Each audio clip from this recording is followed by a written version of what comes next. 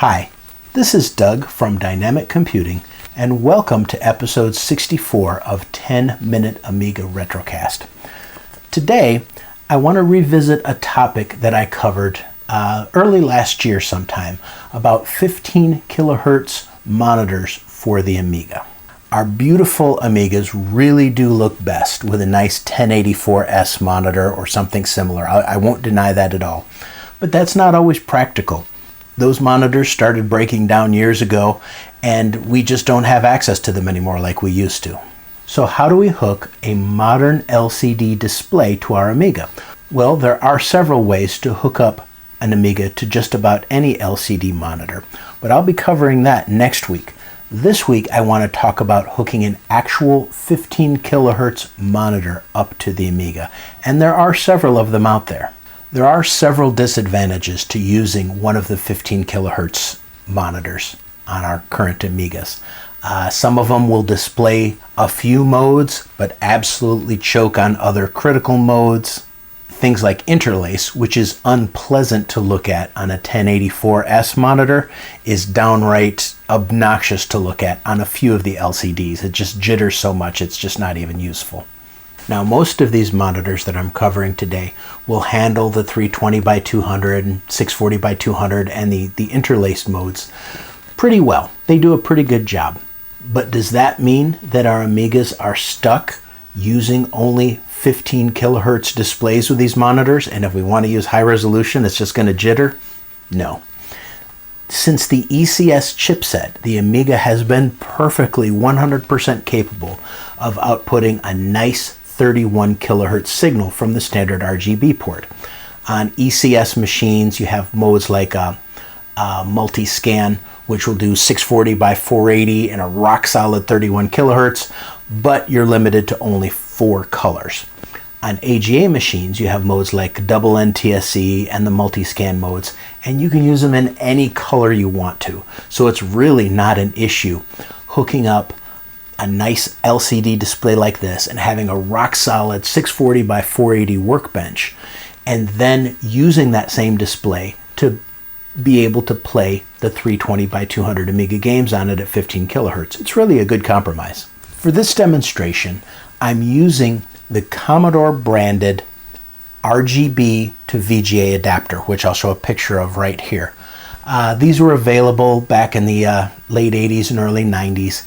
They do a fairly good job, although they are buffered. They do have a little chip in them, a buffering chip. Although with my ECS Amiga 500s, I get some nasty colored banding whenever I use them. I don't get that on my Amiga 1000, and it is almost unnoticeable on my Amiga 1200.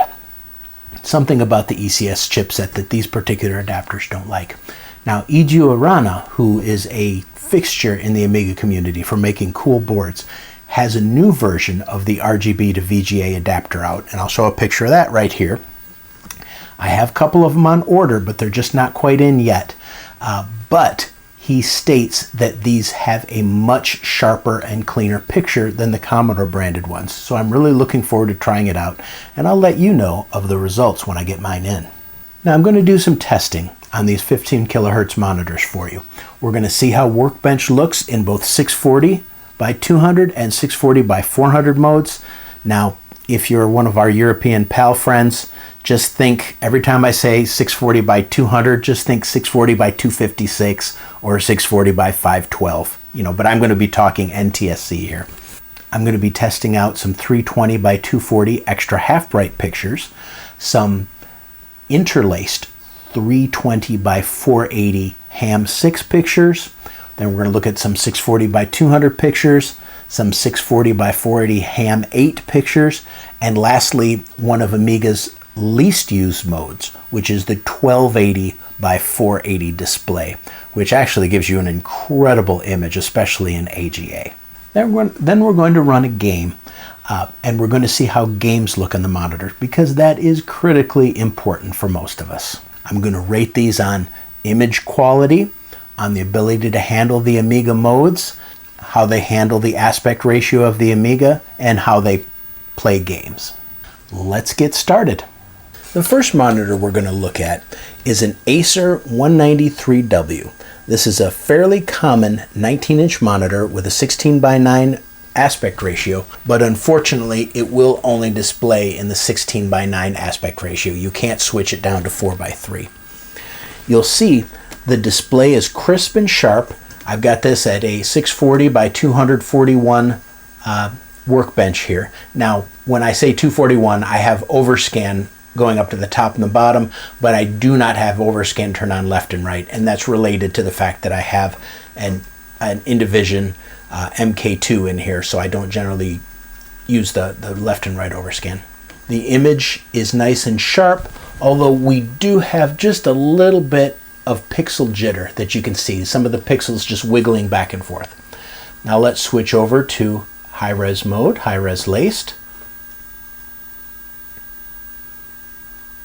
And you can see it's a nice sharp picture. Everything looks fine. We definitely have some jittering going on with our interlace, but it is really fairly acceptable. Now I just want to take a moment on this one monitor to show you what I mean about the rock solid pictures that are available at 31 kilohertz. Let's change our display to multi-scan productivity. In this case I'm using 32 colors. Now this is outputting a rock solid 31 kilohertz display.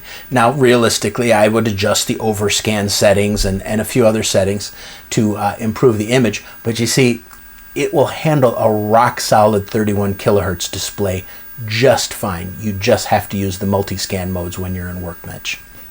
I'll be using Add Pro to look at these images. Our first image is a 324 by 241 extra half bright image. And there's my sweet little cookie, and you can see this monitor, again this is the Acer 193W, rock solid, extra half bright display, no issues at all. This one is a 320 by 480 ham image. You see it looks pretty darn good. We're getting really nice color pop here. We're getting nice contrast in the flower petals, nice colors in the brick, and even though this is interlaced, you can see almost no flicker because ham mode tends to help eliminate the flicker with its nice color gradations. Looks really good. Next, we're going to pop into a nice 640 by 480. This is a ham 8 image, so this is 256,000 colors. My daughter Emily will be so happy to know that I'm using a picture from when she was a baby again. And that's her natural hair. She got that from her mother. But the image quality is fine. The color rendition is fine. Brightness and contrast are fine. I'm pretty pleased how this displays in the high-res modes. Now this is one of my favorite modes for creating photographs. This is 1280 by 480 with overscan. You can go up to 1440 by 480, but you see it does the color gradations nice because this is ham 8. There is a little bit of jitter and flicker, but it's really not unacceptable on here. This is a great mode to work in to put your final pictures in. Now what I'm going to use to demonstrate games and how games work on here is Deluxe Pac-Man AGA. Not just because it's one of my favorite games, but because the maze on here does a great job of going edge to edge so we can see just how the image quality looks. And you can see here, absolutely perfect. Nice and fast, no lag, no delays. Now the other cool thing about Pac-Man is that you can hit the tab key and it will switch it from NTSC over to PAL. Now in this case I'm going to PAL and it's not set up for PAL mode, but it's nice because it will allow you to switch right on the fly. Now we'll switch back to NTSC here and you see the image comes back absolutely perfect. So this beautiful display handles any mode, literally any mode that I throw at it. The cons are that if you need to switch your inputs or change any of your settings, it's like 12,000 different button presses you have to do down here to get to the right thing. It's one of those crazy ones that just hardly makes sense how you get around in here. But that's really not bad. It doesn't do the 4x3 normally. It's doing 4x3 now because I switched it to a 31 kilohertz mode here, but it doesn't do 4x3 normally. Oh look, it's going crazy. I would give this a solid B+ for sure. This next monitor is another Acer, the V26HQL. It's a slightly bigger monitor and also with a 16:9 aspect ratio that I just can't change. You'll see the 640x200 workbench is pretty solid. I get less of the little jittery pixels than I did on the previous one for sure. Let's go up into a higher res mode, high res laced. And while you do see some flicker, you absolutely see some flicker, you can also see, if you look carefully here, let's see if I can zoom in, that it does a little number on the quality of the fonts, and they look a little icky. And I see that on several of these, where it just, whenever you go into interlace mode and you're looking at fonts, it just does not look perfect. But it's absolutely 100% readable. Our little cookie here, you're going to notice that she looks more washed out. You're getting less details over here in the rocks, less details on her cute little tongue. Everything about this monitor is more washed out than on most of my other monitors, and believe me, I have tweaked the daylights out of the settings to try and get it as good as I can, and the images just seem more washed out. Our nice interlaced ham 6 mode, you see we're not getting quite the snap and the pop in these green leaves as we were on the other monitor, and this flower seems a little bit, I don't know, it just seems a little more washed out to me. But the display itself, perfectly fine, perfectly acceptable, looks good. Now let's do something a little bit different with the 640x480 in ham 8 mode. We're going to use the video toaster test signal screen, which I think is kind of cool.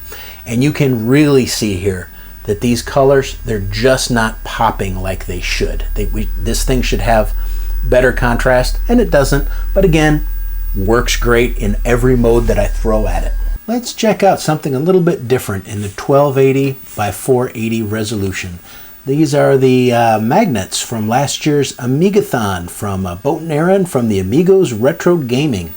You can see the colors are a little bit washed out like I've been talking about in this monitor, but still incredibly presentable. We'll look at the same image on another monitor and you'll see how the colors pop more on other monitors, but not too bad. And how does this Acer monitor do with games? Let's check it out with our Deluxe Pac-Man and see what we've got.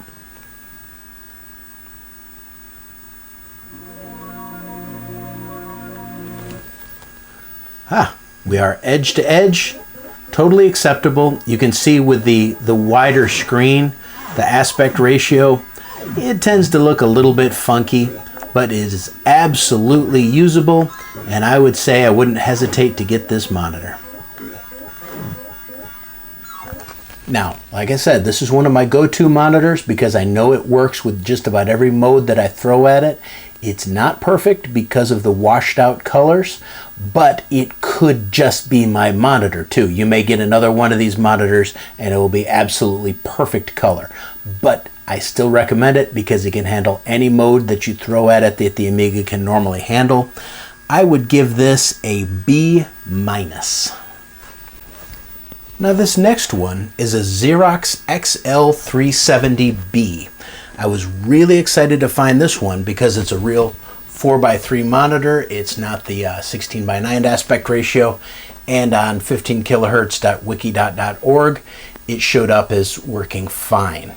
So let's take a look and see if that's the truth. First, let's check in 640x241 screen mode. And this is where we find our first problem. You see what it does here? Completely buggers it up.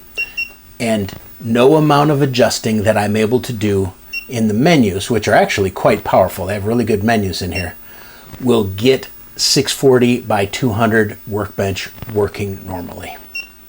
But you will see that 640x480 workbench looks absolutely beautiful. We've got no issues at all. It just looks absolutely glorious. Let's take a look at some of our other options here. Now here's Cookie in 320 by 240. This is a good sign here. We can see everything on the screen just fine. 4:3 aspect ratio. Cookie looks pretty good. Sharp image. I'm pretty happy with that, and that leads me to believe that anything in 320 by 200 is going to work okay. But let's keep looking. Here we've got our 320 by 480 ham image. Colors are not bad at all. We've got some more saturation here. We've got some nice greens here. We've got some nice brick colors. I'm pretty happy with this too, at 320 by 482. So this is looking better. And look at the toaster image. We're getting richer colors here. We're getting a reasonable display, 640 by 480 in ham 8 mode. That looks perfect. And once again, we're looking not too bad. But let's check out a 640 by 200 image. And 640 by 200 image looks fine. So why doesn't Workbench look good at 640 by 200? Why does it butcher that? I don't know, it's really weird. But if I could get this kind of quality image in a standard high-res Workbench, this would be an absolutely ideal monitor.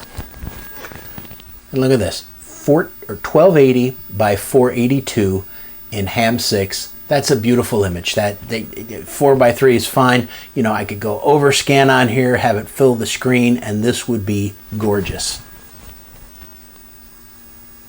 But now we take a look at the games and see how games look on this monitor.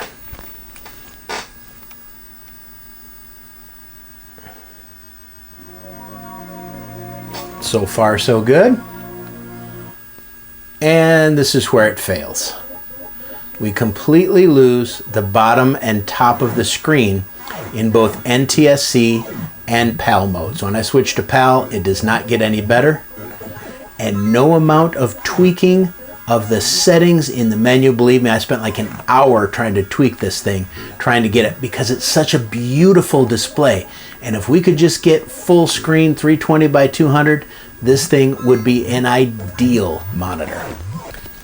Just for laughs, we're going into 31 kilohertz. This is double NTSC mode, just to show how beautiful this monitor potentially can be.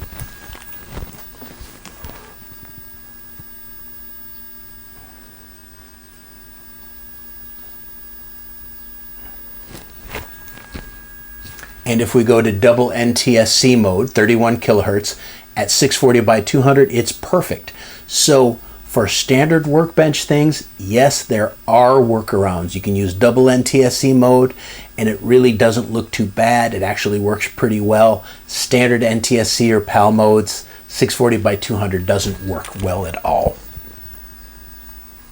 So in a nutshell, this guy works in maybe 2/3 of the Amiga modes. When it works, absolutely beautiful, absolutely perfect image. It's so close to being the perfect monitor.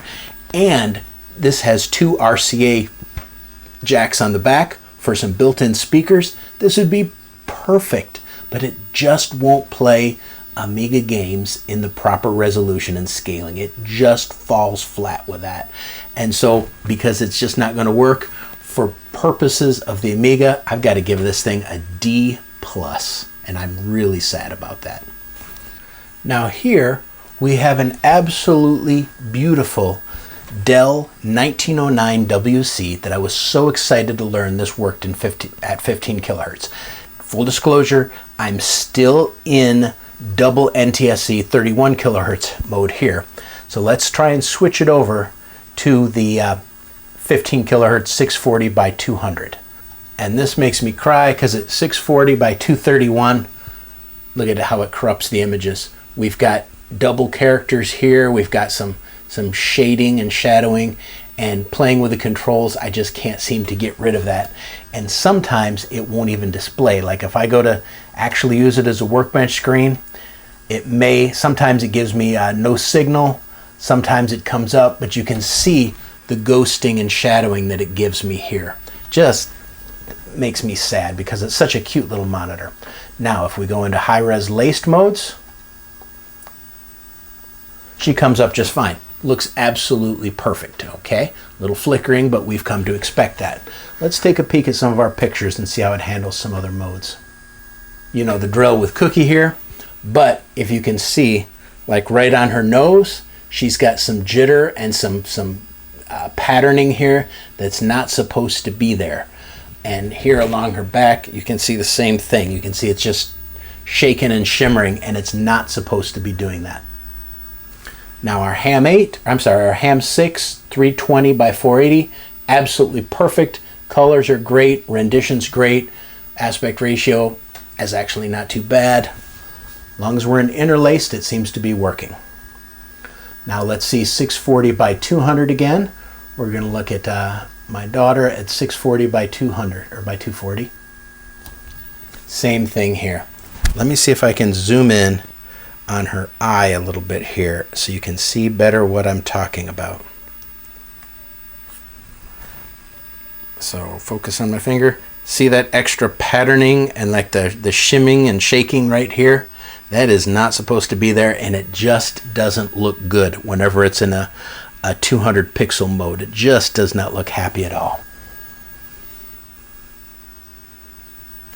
But if you look at the same image at 640 by 480 interlaced in Ham 8, absolutely perfect. She's perfectly sharp. No more of that weird shimming and shaking and duplicated lines.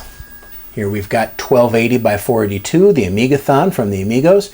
You can see everything is tack sharp. Everything is really high quality here. Let's zoom in a little bit. And you can see it picks up detail really nicely. And I would say at this resolution, we're flawless. But how does she handle games, which is absolutely critical?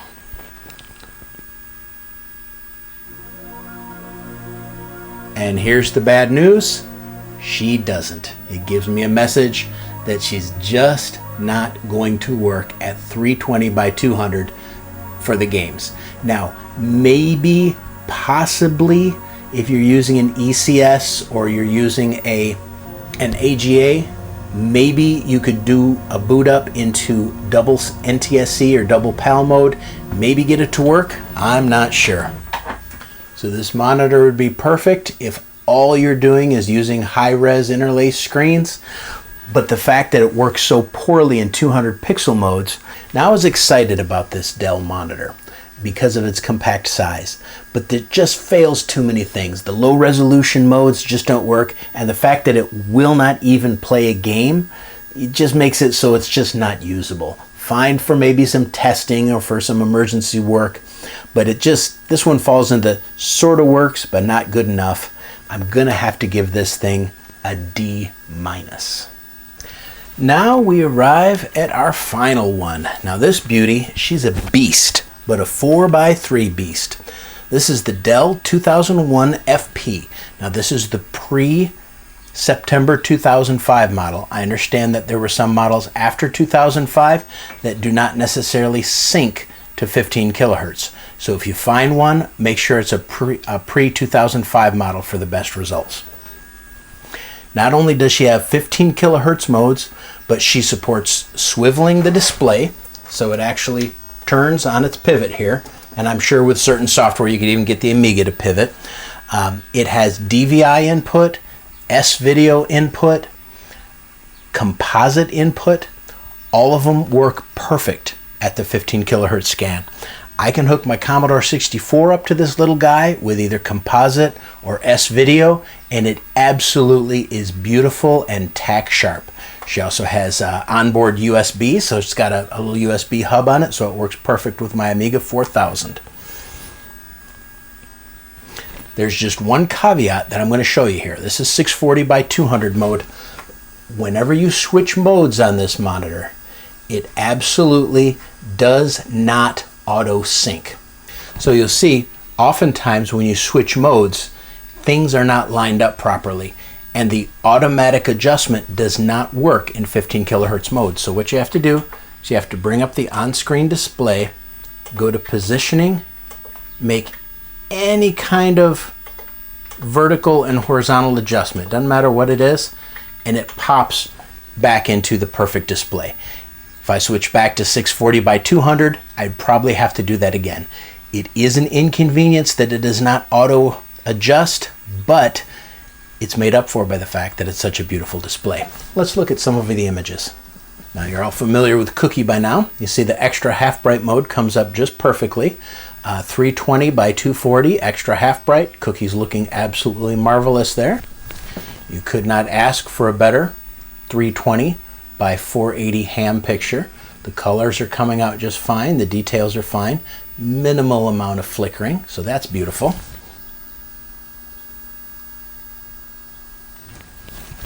Toaster image comes in a beautiful 4:3.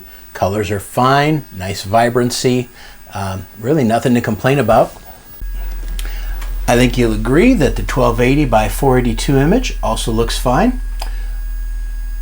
Now let's take a look and see how she works with games. Again with our deluxe Pac-Man. Man, I just love this game. I play the daylights out of this. Okay, see I have to adjust the screen a little bit here like I mentioned. We'll go to positioning. Inconvenient, but not the end of the world. Hey, look at that. Perfect screen. Edge to edge. Can see every little thing. Ah, monster! So what's my opinion of the 2001 FP here? It's absolutely perfect. If you can only find one monitor to use with your Amiga, 115 kilohertz monitor, this is the one. Look what else this little guy can do. This is so cool. So we can turn on picture-in-picture mode on the monitor. Go down here, select picture-in-picture. I'm going to select composite as my picture-in-picture source, and we'll turn on my second camera.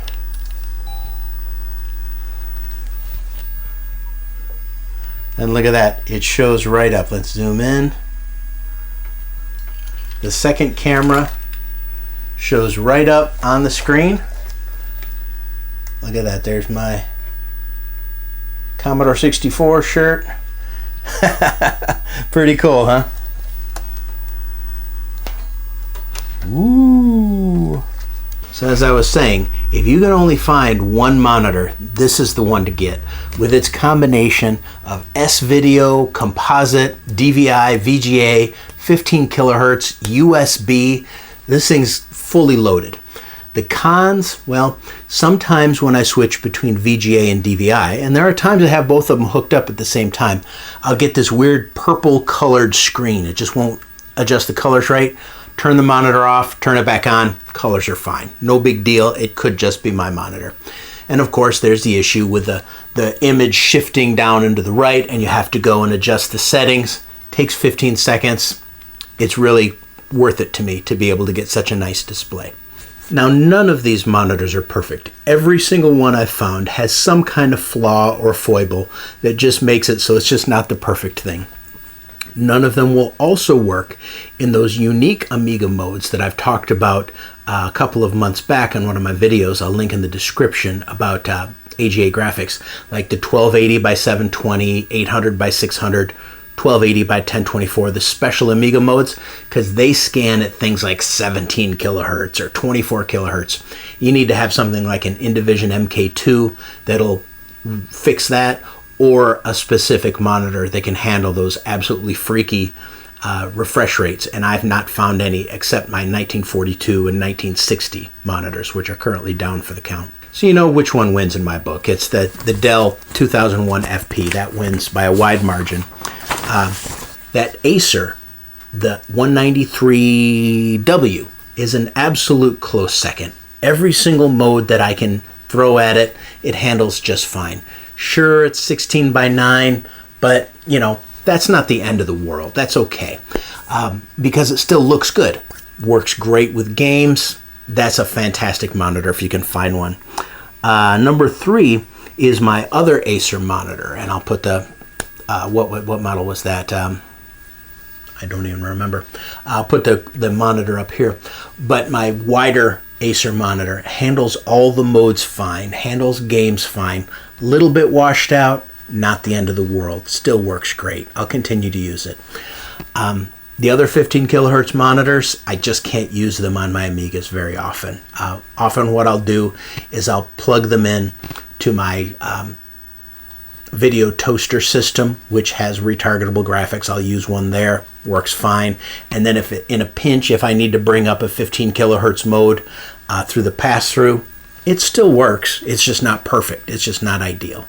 Now you can find a list of these monitors at this website down here. It's 15kilohertz.wikidot.com.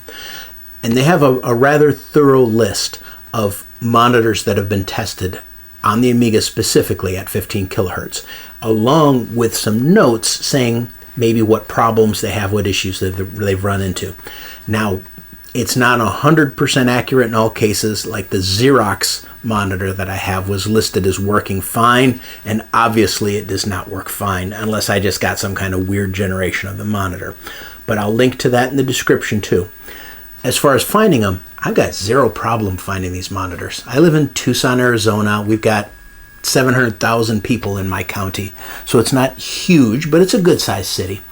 And I can go around to Goodwill's, and if I go around to 2 or 3 Goodwills, I'll probably find one monitor that'll scan at 15 kilohertz, just going through their collections.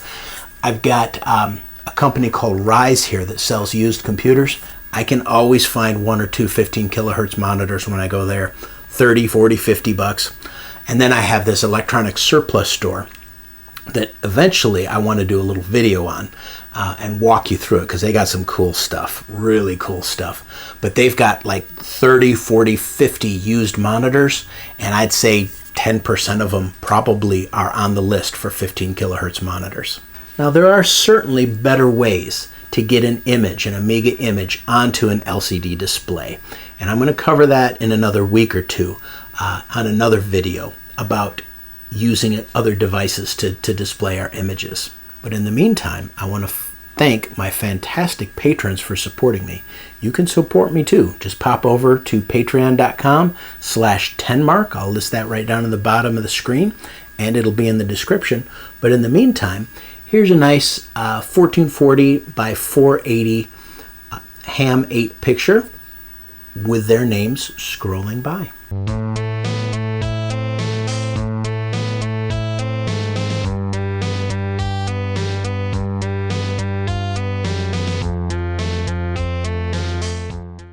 Thank you for joining me as I explore these 15 kilohertz monitors. Please, please, please like, subscribe, comment down below. Tell me what 15 kilohertz monitors you found. Give me the model numbers. Tell me about the pros and cons that you found about your monitors. Maybe we'll find some that aren't yet on that Wikidot. I know I did. I found a monitor that's not on Wikidot, and I got to log in there and add it. But maybe collectively we can find another 3 or 4 or 5 really nice quality monitors that we can start looking for. But until next time, this is Doug from 10 Minute Amiga Retrocast, signing out.